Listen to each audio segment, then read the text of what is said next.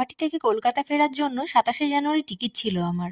কিন্তু যখন জানলাম যে 22শে জানুয়ারি থেকেই আমাদের বন্দে ভারতের কমার্শিয়াল রান স্টার্ট হচ্ছে, আর এই নতুন ট্রেনে চড়বো বলে আরো বেশ কিছু টাকা বাড়তি দিয়ে প্লাস আমার 27শে জানুয়ারি টিকিট ক্যান্সেল করে বন্দে ভারতের টিকিট কাটি। ট্রেনে ওঠার পর সেখানকার টেকনোলজি, আধুনিক সুযোগ সুবিধা ও পরিষ্কার পরিচ্ছন্নতা দেখে ভীষণ ভালো লেগেছিল। ভেবেছিলাম একটা প্রিমিয়াম অভিজ্ঞতা হতে চলেছে, কিন্তু কিছুক্ষণ পরেই খাবার নিয়ে পুরো আবহাওয়াটাই বদলে গেল। যাই হোক, আজ আর কোনো খারাপ অভিজ্ঞতা শেয়ার করা নয়, আজ বেশ ভালো কিছু জিনিস তোমাদের সাথে শেয়ার করছি। ট্রেনের অ্যাম্বিয়েন্সটা ভীষণই সুন্দর। এটা হচ্ছে সেকেন্ড ক্লাস এসি। এখানে বার্থগুলোও বেশ বড় ও আরামদায়কও আছে। এবার এটা চলে আসলাম আমাদের এসি ফার্স্ট। বেশ প্রাইভেসি মেনটেন করেছে। ইন্ডিয়ান রেলওয়ের এই ট্রান্সফরমেশনটা দেখে বেশ ভালো লাগছে। চলুন এবার একটু ট্রেনের ইন্টেরিয়ারটা আপনাদের দেখাই। এটা হচ্ছে চার্জিং পয়েন্ট, মানে আপনি কেবল দিয়েও চার্জ দিতে পারবেন। ঠিক আছে। আর আর সব থেকে ভালো জিনিস হচ্ছে 3টে বার্থের 3টে জায়গাতেই চার্জিং পয়েন্ট আছে, প্লাস বেড সাইড লাইটও দিয়ে দিয়েছে। রাতে যদি আপনার লাইট জ্বালানোর দরকার হয় তাহলে মেন সুইচ দিয়ে পুরো বার্থের লাইট জ্বালানোর দরকার নেই। আপনার জাস্ট ওই বেডের পাশে লাইটটা জ্বালিয়ে আপনার নিজের দরকারি কাজ আপনি করতে পারেন। লাইটের পাশেই মোবাইল রাখারও জায়গা ছিল। আর এটা হচ্ছে ডিজিটাল ডিসপ্লে বোর্ড, যেখানে আপনি দেখতে পারবেন যে আপনি নেক্সট কোন স্টেশনে রয়েছেন।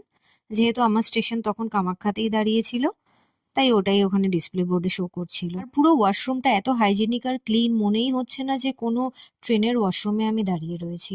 আচ্ছা, ওয়াশরুমে রয়েছে একটা ক্লিন মিরর, আর রয়েছে সাথে হাত শোকানোর মেশিন, আর হ্যান্ড ওয়াশ আছে, আর বেসিন রয়েছে। বেসিনটাও বেশ ক্লিন। আর আমি ওয়েস্টার্ন টয়লেটটা আপনাদের দেখাচ্ছি। আপনাদের এখন একটা ইম্পর্টেন্ট পার্ট আমি দেখাবো। এই যে সিটটা দেখতে পাচ্ছেন নোংরা হয়েছে, এটা কিন্তু আমাদের কেবিনের কেউ করেনি।